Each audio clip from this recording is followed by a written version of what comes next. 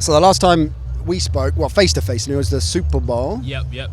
Radio Row. What has been happening to you since then? Quite a little bit, huh?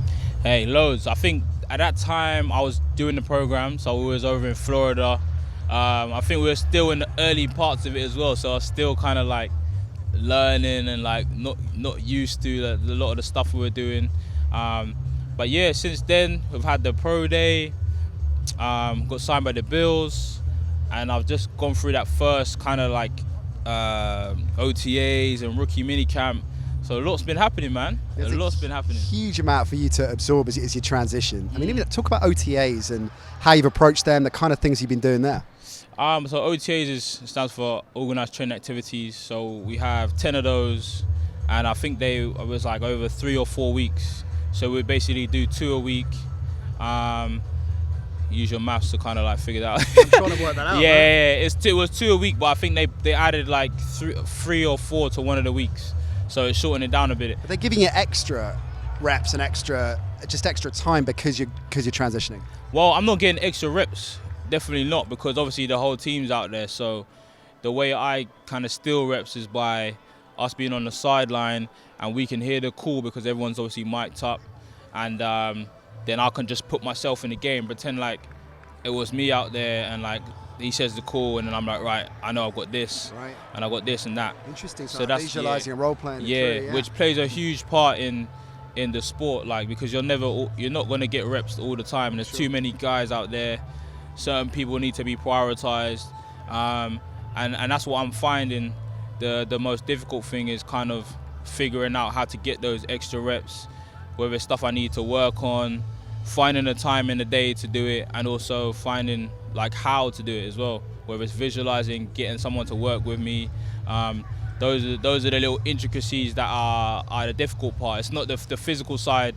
Everyone's physically physically and mentally talented, but the mental side, man, is huge, man. And on the mental side, and the time you got to put in on film and in the film room, studying the playbook. Yeah. Just talk through that, because it's the physical exhaustion as you're changing, again, transitioning to a different type of sport, but then the mental pressure as well in that respect. Yeah, there's a lot, man. Like, there's some days where I might not have actually done any reps in training, but I'll get to the end of the session and I feel exhausted because of the mental reps I did, right, which was basically every rep, whether I ran it or not.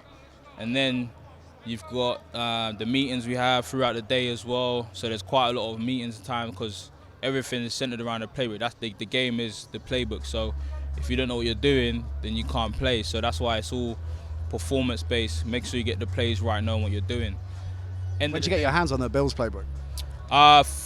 First day I was there. So we don't have it in that like hardback copy form. We have it on an iPad, sure, which not every team has, but that makes a lot of sense. Why doesn't every team do that? Makes a lot more sense, right? I think there are some teams doing it. Some teams still go the old school way. Some teams have both, but we definitely go through it that way, which is definitely, well, I haven't got anything to compare to, but sure, it's definitely a good way to do it. So you don't have all these loose sheets, and you can end up losing stuff as well. You don't have that key play just flies away into the ether, and coaches, exactly. The coaches looking at you. That's one thing that you don't want, losing the playbook, because everyone's real protective about their plays, right? Which is understandable. Yeah. So that big chunky playbook, or digital equivalent of that, on day one. Yeah. How much have you got your head around that?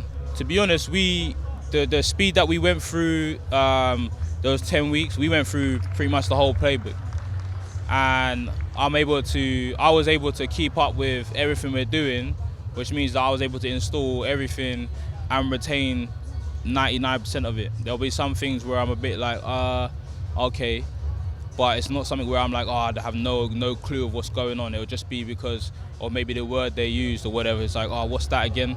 So for me, honestly, I thought that was going to be the hardest part, but it's actually the small things, like holding onto the ball the right way, like taking the handoffs the right way, all these little small things that I'm doing for the first time in a big practice. And at the same time, retraining, right, after all the years playing rugby. Yeah, exactly. So those are the things that are a bit more like I need to work on becoming second nature, because those things can really slow me down.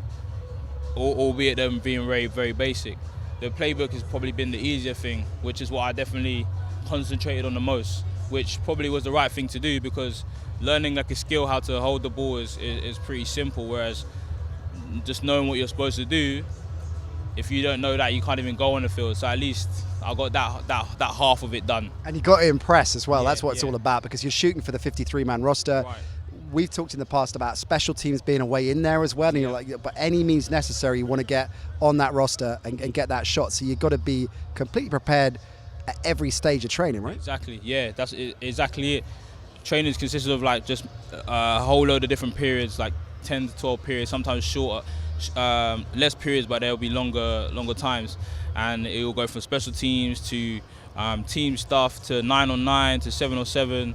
To individuals, so you just have to be ready in all aspects, like whatever it is, like know what position you're playing, what position they want you to play, then know kind of the drills that you're going to be doing in special teams, be ready to do that, then transition into team stuff, like right now back on the running back stuff, like know the schemes, know the passing plays, know your routes. You literally have to just be ready for whatever's coming, you know. And then we have obviously situational parts as well, like right, we're doing 2 minute, we're taking it down into the red zone, like the clock's rolling, like obviously stop the clock. There's all sorts of like situations and stuff that we have to learn and be ready for at all times. Yeah, you've got to be totally clock aware, of course. So Buffalo, I mean, it's an amazing opportunity, but as a city, if you tell us more, I mean, it's not the warmest place in the world to play ball, right? Does that matter? It's been, I don't think it matters. Well, right now it doesn't matter, you know, because I haven't experienced that cold weather, which I am a bit fearful of, just because I've never been exposed to that, so I don't really know how to handle that right now, but we'll deal with that when we get there. But the city of Buffalo is beautiful, man. You've got downtown Buffalo is really nice, lots of bars, restaurants. There's a lot of history in that city as well, and that's a football town as well, isn't it? Yes, exactly. The Buffalo, the whole of Buffalo is behind the Bills, man. Like it's a way of life. I think it's unique to any other team in the league, where if the Bills weren't in Buffalo, Buffalo probably shut down. Whereas, like, let's say if the Dolphins wasn't in Miami, the Miami will still be Miami, you know. And the same with like other teams as well. So that's really unique, and like wherever you go, everyone knows who you are, and it's like a real big family city that everyone's behind us. Everyone wants us to do well, and it's kind of, as long as you work hard for the Bills and play your hardest every week, we're going to keep coming out and supporting you in the rain, in the cold, in the snow. Like, you give us this and we give you it back. So it's a great place to be, man. The Buffalo media and the American media, I guess, quite interested in you because of, you know, what you've achieved over here and in rugby. You must be, I guess, a player of interest right now. Yeah, obviously spoken to a couple of people over there. Everyone's obviously really intrigued about, well, what's rugby about? How is it like?